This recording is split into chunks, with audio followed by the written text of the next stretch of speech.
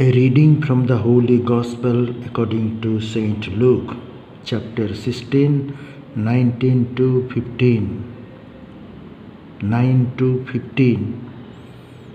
And I tell you, make friends for yourselves by means of dishonest wealth, so that when it is gone, they may welcome you into the eternal homes. Whoever is faithful in a very little is faithful also in much. And whoever is dishonest in a very little is dishonest also in much. If then you have not been faithful with the dishonest wealth, who will entrust you the true riches? And if you have not been faithful with what belongs to another, who will give you what is your own?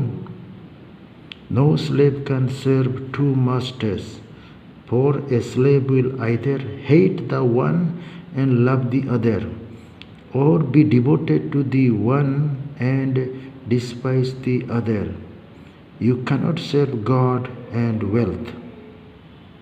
The Pharisees, who were lovers of money, heard all this, and they ridiculed him. So he said to them, You are those who justify yourselves in the sight of others, but God knows your hearts. For what is prized by human beings is an abomination in the sight of God. The Gospel of the Lord.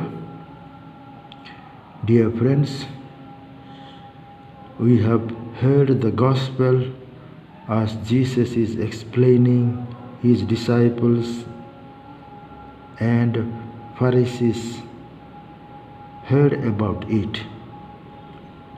So Jesus is reminding that if they are faithful in small things, they will be faithful in big things.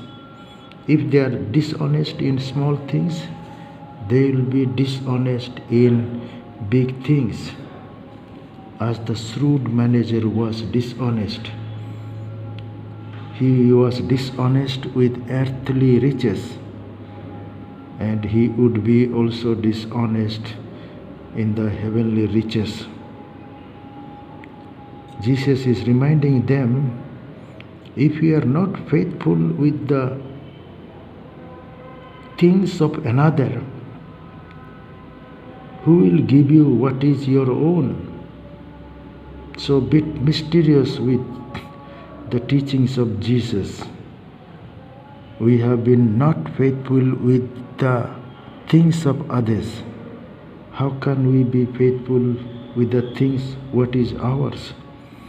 Seems very irrational and illogical for us. But that is what Jesus is reminding us. We have to be faithful what does not belong to us. All this earthly wealth, material reality, all this belongs to God. What belongs to us is our body, our soul, and our spirit. Even this spirit is God given. God has given us the spirit. God has given us the mind. And God has given us the body through our parents. And that's why even all these things are God's. Through Jesus and for Jesus, all these things are created. And what is our own is our own decision, our own work. Whether we do good work, whatever we decide, that belongs to us, because God has given us freedom. With the freedom, we create, we recreate, we make, we build, we do commit sin, or we do good works. Those things belongs to us. We are responsible for our own work. That is our own work. Either we do good things or bad things. We have to own. That is our own. So in this way, Jesus given us our own is our life and freedom and the works, good works or bad works, they are ours. But earthly things belongs to God. Heavenly riches also belongs to God. But personally, Jesus gives us some of the things.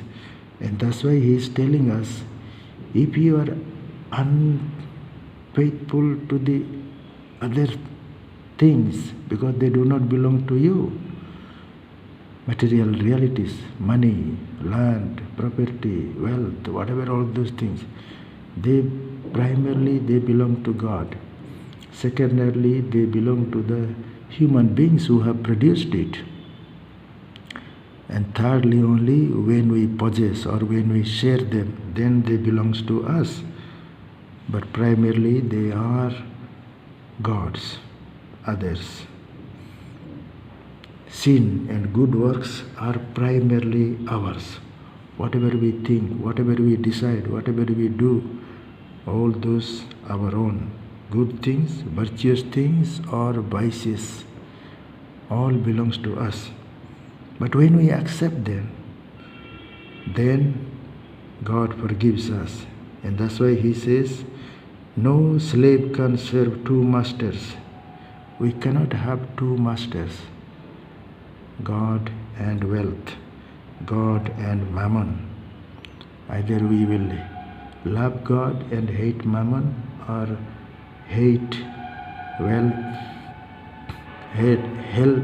hate God and love wealth. So that can be possible with us. That is what we human beings are. But Jesus makes us realize that we have received life, we have received freedom, we have received whatever we have is God's. But sin is ours. We have created, we have made, we have done. That is ours. Even the similar way, all good things are ours. Whatever we have decided, whatever we have done, whatever the compassion, forgiveness, charity, alms, whatever we have done to others, that also is ours. Though things are not ours, but then we have shared those things with others.